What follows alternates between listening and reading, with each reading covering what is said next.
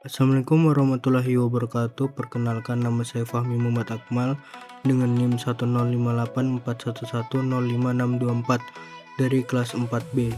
Saya dari mahasiswa Teknik Informatika. Kali ini saya akan menjelaskan tentang materi yang diberikan oleh dosen saya, yaitu Pak Muhammad Faisal, Rekayasa Komputasional Informatika. Langsung saja.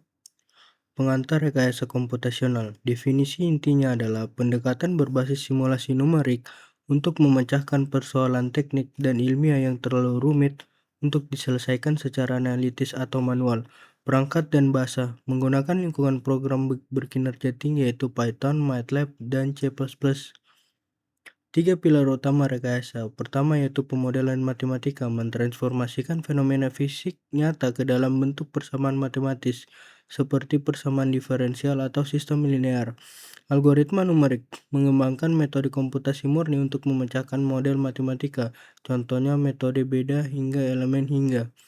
Komputasi berkinerja tinggi, memanfaatkan superkomputer atau arsitektur klaster paralel untuk menjalankan simulasi berskala masif secara efisien. Lanjut, simulasi komputasional real, biomedis dan kesehatan, pemodelan organ tubuh manusia secara digital, rancang bangun implan prostetik personal, dan pemetaan dinamika transmisi epidemiologi penyakit menular. Sipil dan otomotif, analisis ketahanan struktur sipil terhadap gempa bumi, uji tabrakan kendaraan virtual atau crash test, serta pemodelan aerodinamika fluida. Sektor energi dan lingkungan, simulasi reaktor nuklir, optimasi pemanfaatan panel surya atau kincir angin, serta manajemen beban cerdas pada jaringan listrik nasional.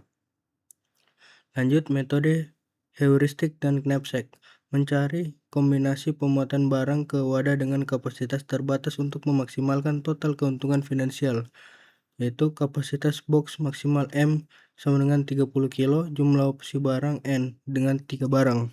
Formulasi model.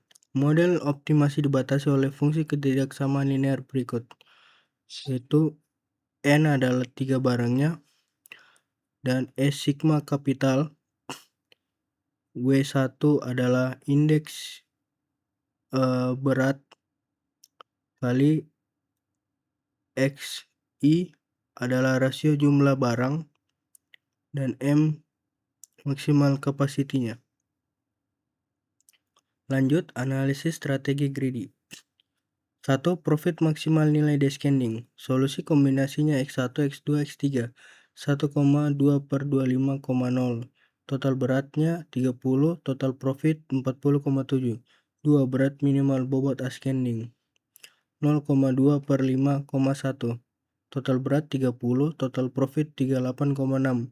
3. Rasio profit berat maksimal PW descending 5/28,1,0. Total berat 30, total profit nilai yaitu 40,8, yaitu optimal. Kesimpulannya adalah strategi 3, rasio profit per berat, merupakan pendekatan heuristik paling ideal untuk memaksimalkan nilai efisiensi barang bawaan di dalam box. Teori antrian dan model MM1. Karakteristik model MM1 mewakili antrian dengan pola kedatangan Poisson M, laju pelayanan eksponensial M dan dilayani oleh pelayanan tunggal 1. Parameter utama laju kedatangan lambda, laju pelayanan MU, dan tingkat utilisasi server. Rho sama dengan lambda MU mu. Sistem dinyatakan stabil hanya jika nilai P Rho lebih kecil dari 1. Ukuran kinerja rata-rata pelanggan dalam sistem L sama dengan Rho per 1 strip Rho, dan rata-rata waktu tunggu antrian WQ sama dengan lambda mu mu strip lambda. Lanjut, simulasi Monte Carlo antrian. Langkah simulasi: bangkitkan bilangan acak seragam U dan V, yaitu variabel acak kedatangan dan juga variabel acak pelayanan, di interval 0,1. Konversikan bilangan acak tersebut ke dalam bentuk distribusi eksponensial. Lacak kejadian kronologis antrian untuk menghitung waktu tunggu kumulatif. Ulangi simulasi hingga ribuan kali untuk estimasi parameter statistik yang kuat. Pembangkitan waktu acak, waktu antar kedatangan pelanggan. T kedatangan sama dengan in logaritma natural U in U per lambda. Lalu waktu durasi pelayanan staf T pelayanan sama dengan in V MU. Performa antrian MM1 versus MM2. Studi kasus dengan laju kedatangan lambda 12 nasabah per jam dan laju layan mu sama dengan 15 nasabah per jam. Utilisasi loket RO 0,80, sibuk 80%. Model 2 0,40, sibuk 40%. Dampak efisiensi penambahan server. Beban kerja terbagi merata lebih rileks. Sistem kosong P0 20%, 42,86%. Dampak efisiensinya peluang waktu tunggu 0 meningkat. Rata-rata antrean LQ 3,2 nasabah. Model 2-nya 0,15. Dampak efisiensinya antrean fisik menyusut signifikan. Waktu tunggu antrean WQ 16,0 menit. Model 2 0,76 menit, 45 detik. Pelayanan menjadi instan dan meningkat kepuasan. Particle Swarm Optimization. Asal-usul dan filosofi diperkenalkan oleh Kennedy dan Eberhard 1995, terinspirasi dari simulasi perilaku sosial kawanan burung dalam mencari sumber makanan. Burung, partikel, kandidat solusi, makanan, koordinat solusi global optimal, ruang terbang, batas ruang pencarian, karakteristik dan kelebihan, termasuk dalam algoritma metaheuristik cerdas kelompok swarm intelligence, gradient free, tanpa kalkulus turunan fungsi. Konvergensi cepat, lebih efisien dari algoritma genetika tradisional pada fungsi multimodal. Formulasi dan parameter PSO. Persamaan gerak, update velocity V. Vt tambah 1 sama dengan W atau bobot inersianya kali Vt plus C1 R1 P base atau personal base.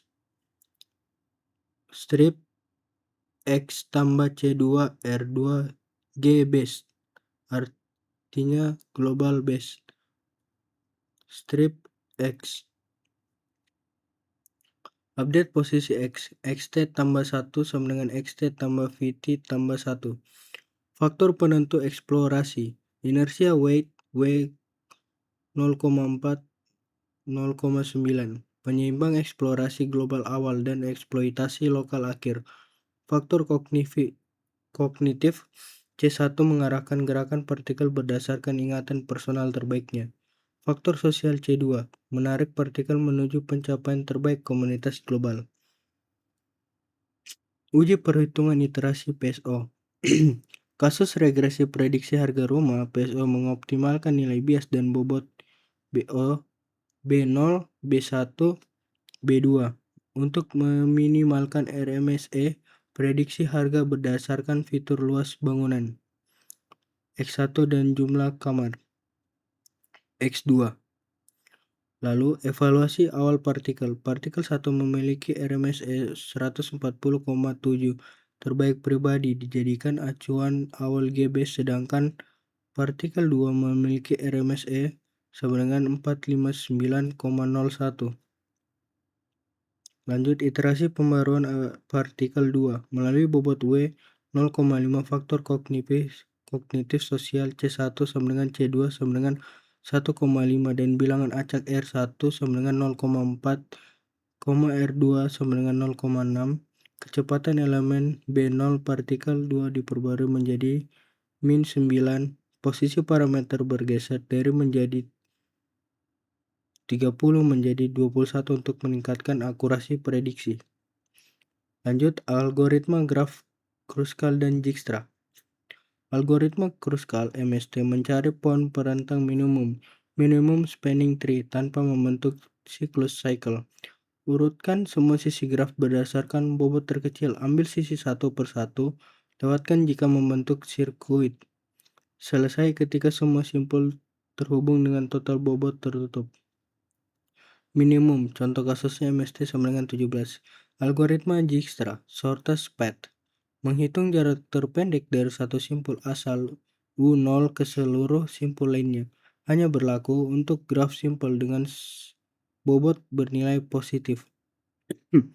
Secara berurutan memperbarui jarak tetangga melalui relaksasi sisi. Hasil studi kasus U0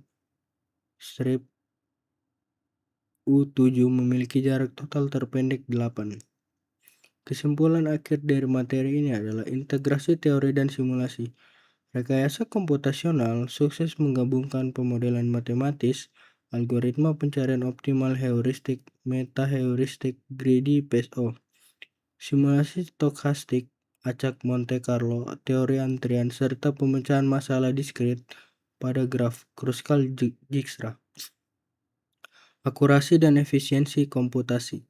Penggunaan algoritma yang tepat mampu memangkas kompleksitas perhitungan manual yang tidak efisien, meningkatkan akurasi estimasi, serta memberikan solusi optimal bagi permasalahan industri nyata seperti logistik, biomedis, transportasi hingga manajemen perbankan secara presisi. Itu saja kesimpulan dari materi yang telah diberikan oleh dosen saya yang telah saya rangkum. Assalamualaikum warahmatullahi wabarakatuh.